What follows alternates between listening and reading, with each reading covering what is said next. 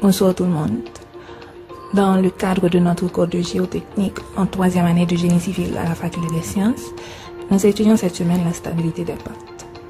Les travaux que nous effectuons dans ce chapitre sont facilités par l'utilisation du logiciel GeoStudio. En particulier, le module SlopeW nous permet d'avancer sur les calculs. Je suis Samantha Henry et je suis la représentante du groupe 5 qui est chargée de réaliser l'exercice que voici. La pente qui nous intéresse a pour valeur 2 pour 1, comme indiqué sur le dessin, et elle est constituée de deux matériaux différents. La hauteur de l'excavation est de 10 mètres et le substratum rocheux est présent en dessous de notre excavation. La ligne piézométrique est représentée en pointillés et les caractéristiques liées à chaque matériau sont présentes sur le dessin. On déterminera à l'aide de deux méthodes d'étrange au choix le facteur de sécurité de cette pente en utilisant SlopeW. On générera automatiquement les rapports ainsi que les graphes relatifs aux différentes méthodes d'analyse choisies. On refera le même travail, cette fois en éliminant la ligne piézométrique et on comparera dans un tableau les résultats obtenus. On va commencer avec les cas où l'on ne considère pas la ligne piézométrique. On lance GeoStudio et on commence un nouveau projet.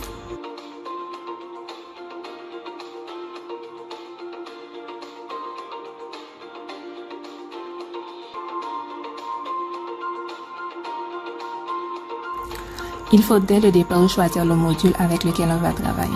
Dans notre cas, ce sera SlopeW, équilibre limite.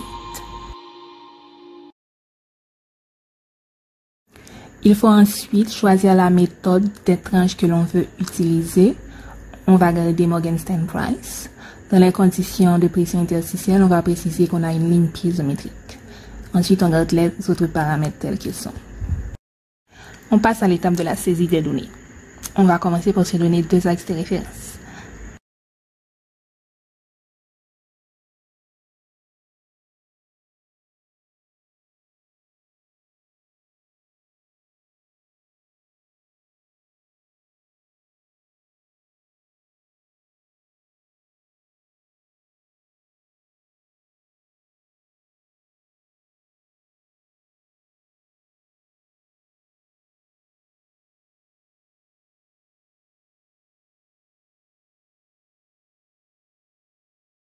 Les axes de référence étant définis, on peut maintenant dessiner les différentes régions de notre exercice. La région la plus interne est un substratum qui s'étend sur 4 mètres de hauteur.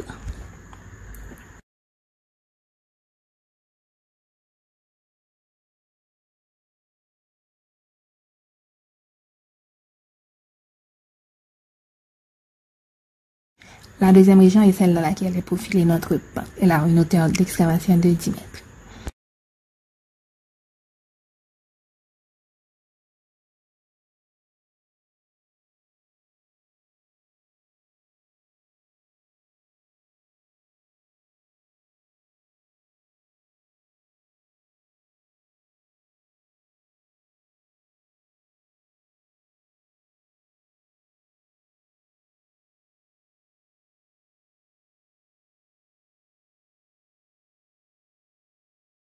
On saisit ensuite les données relatives aux matériaux constitutifs des différentes régions.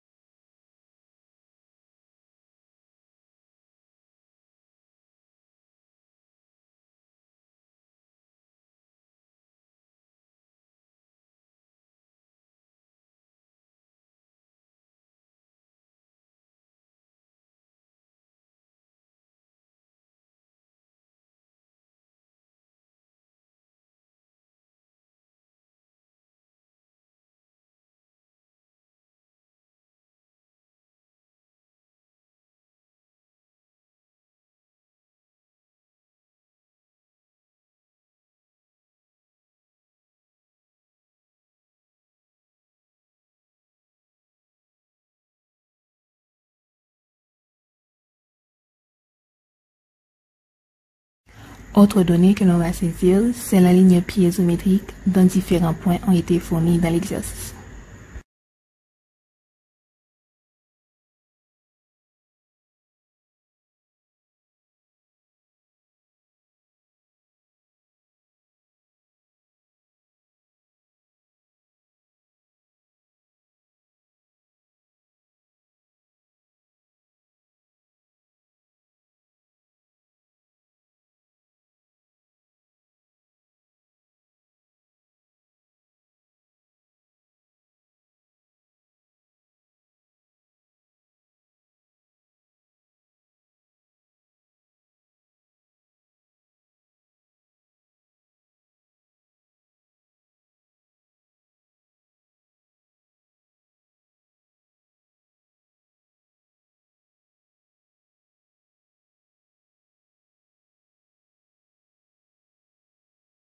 Pour terminer avec la saisie des données, on va délimiter notre surface de glissement en fournissant les coordonnées des points d'entrée et de sortie de la pente.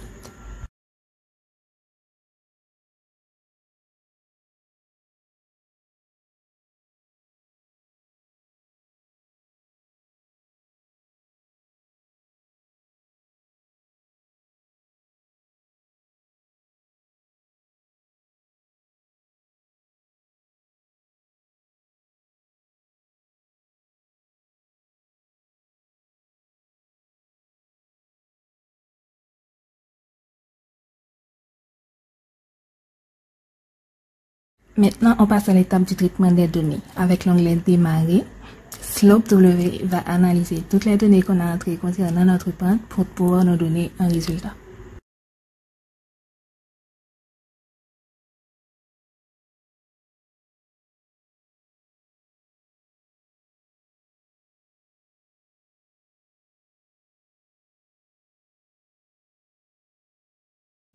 Le résultat obtenu est un graphe sur lequel figure clairement la surface de glissement ainsi que les différentes subdivisions qui ont été faites pour le calcul.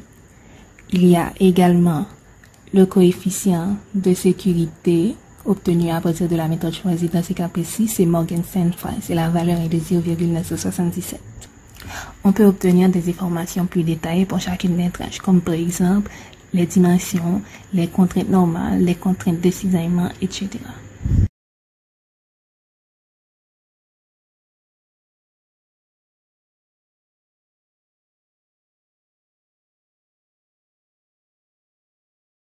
Slope donne la possibilité de générer automatiquement un rapport du travail effectué. Il y figure les différents paramètres que l'on avait définis au départ, la méthode de travail que l'on avait choisie, les différentes données que l'on avait saisies concernant notre pente et les différents résultats obtenus à chacune des étapes du processus de traitement.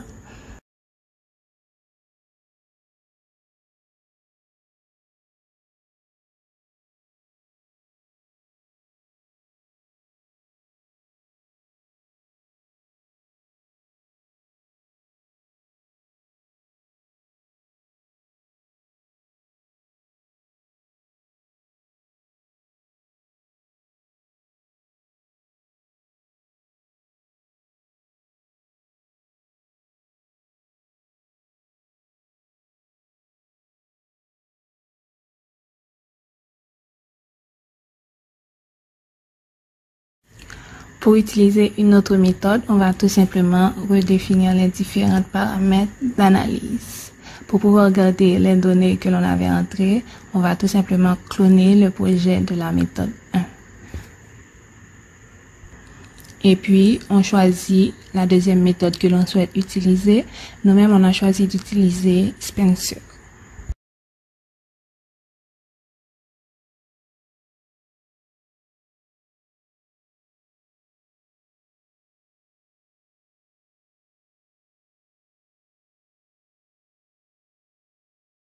Toutes les données sont les mêmes. On n'a qu'à lancer à nouveau le processus de traitement en cliquant sur l'onglet Démarrer.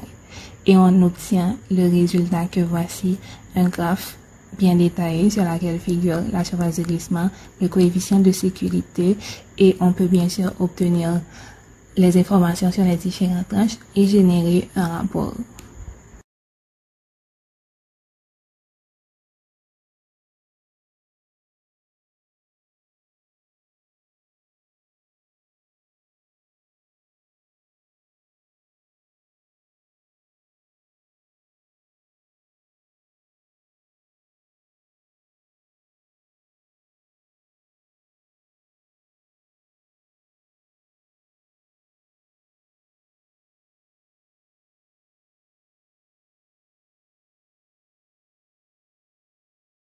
Dans la deuxième partie de notre exercice, on ne considère plus la ligne piézométrique. On va tout simplement redéfinir les paramètres d'analyse en précisant dans les conditions de pression d'eau qu'on n'en a aucune.